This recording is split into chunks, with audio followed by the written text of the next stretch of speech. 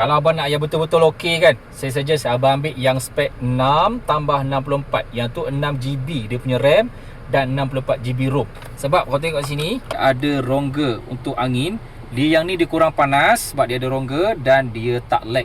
And then dia tak payah memory card slot sebab dia dah ada besar memori dia kat dalam. Yang ni upgraded version punya, ada lampu dan appearance dia lagi cantik dan kemas daripada yang lama. Saya dah pernah pakai yang 2GB, 32GB, dia kena tambah extra memory card. Yang ni lag. Yang ni 4GB, 64GB, lag juga. Dan yang ini version lama tapi dia version 4GB 32. Dia tak ada rongga angin dekat tepi, tapi bentuk dia sama kan, macam yang ni kan, macam sama kan. Tapi yang ni upgrade, dia ada rongga, so dia kurang panas, lambat panas dan tak lag. Yang ni dia ada juga lag sikit sebab yang ni dia panas, dia tak ada rongga dekat tepi tu.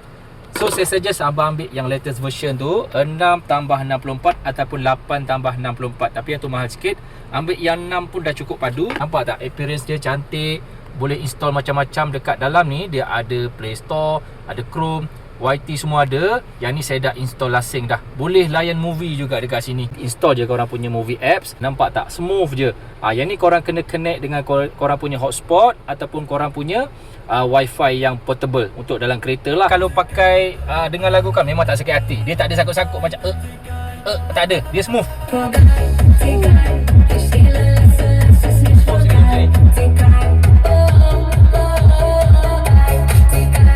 Version ni dia ada lubang kat sini. Saya pegang pun sekarang dia tak panas bang. Dia suam-suam je dan dia tak lag, tak mudah terputus connection.